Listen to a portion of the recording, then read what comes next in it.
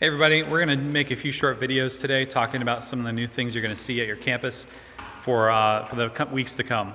We're going to talk about Ableton breakouts, which is taking the tracks that come in Ableton. Ableton usually comes with like drums, percussion, bass, synth bass, acoustic guitars, electric guitars, organ, synths, and maybe some effects. And we're going to talk about how we can take those channels, and usually they're all kind of compiled down to one channel, which you have your click and you have your track, and everything's usually compiled down to one channel called your track. But we can take that and take some of those channels and actually break them out into their own tracks. So you can actually, if you're missing a bass player, take the Ableton bass guitar channel and route that to the bass channel on the board, and you'll actually see a bass signal in the bass channel, and front of house can mix the Ableton bass guitar as though it's in the bass channel. And even in your in-ears on your iPad, you can see, and you have no bass player, but you will see the bass channel signal bouncing, and you can mix the bass guitar in your ears as though there was a bass player there. That gives front of house more control to mix in a track or a channel even though there's not a person on stage. So it won't feel like we're missing a bass player, which we all know when the bass player isn't there, it has a pretty big effect on the way a service can feel and the emotion that a worship song and worship songs can deliver. So we're just going to look at this quickly and some of the things you're going to see in the weeks to come, actually starting this week. So you're going to see a few new pieces of gear in your rack. Forgive me, I'm trying to hold this as steady as I can. This is called the Motu MK4. This is going to interface with Ableton. This isn't changed, it's still the same. And it's going to interface with Ableton with a simple printer cable, USB printer cable. That's Lenny. Say hi, Lenny. Lenny and I have been working on this this week. USB printer cable, it's going to be in the back of this. This box is going to rack mount into your rack. I have it pulled out for this video. And it just plugs into your computer via USB cable. Once you have it plugged in and booted up, it takes maybe 30 or 40 seconds for Ableton to recognize the device. But you're going to go to your audio input. You can click on any one of these number 2s and go to configure. Focus. There we go. Configure, which is going to bring up this dialog box, and we're going to pick an audio device. And you're probably already picking audio devices each week. And we're going to pick, now you see you have your built-in speakers 1 and 2, which is probably what you've been using. And we're going to actually pick the Ultra Light MK4. Selected. All right, now that we have this audio device selected, we can close the dialog box. Sorry, I'm trying to do this and hold the phone.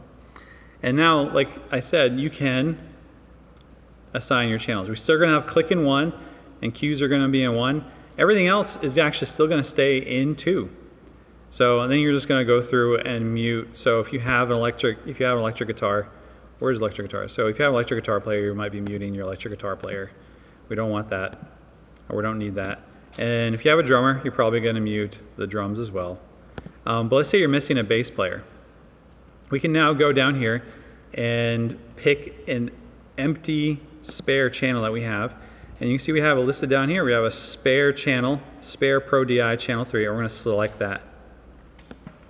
So now this is going to be routed to another piece of equipment. Audio is going to be routed through this down channel 3.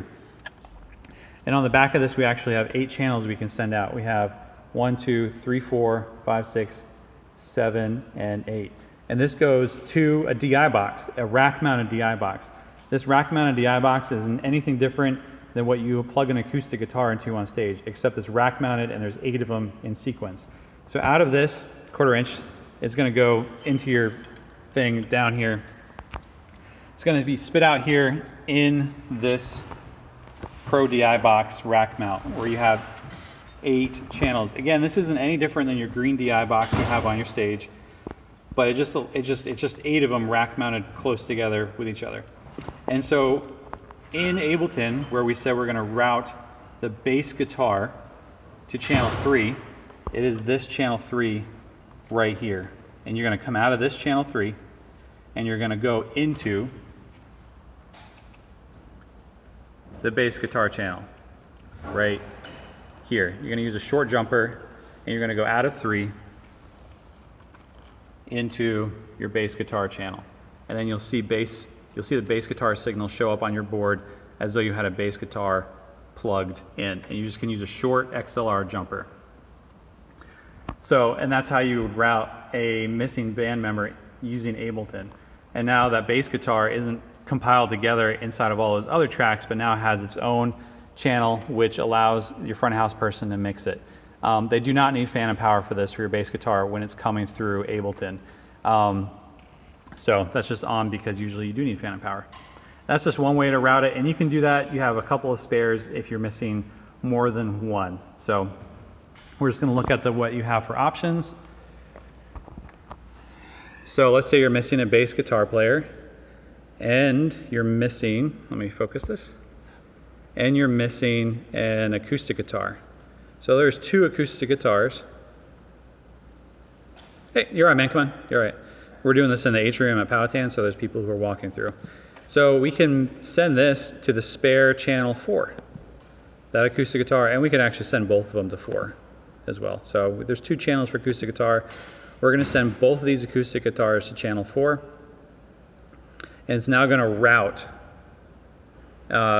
channel 4 acoustic guitar through the DI box to the front of your, it's called a Pro DI, through this DI.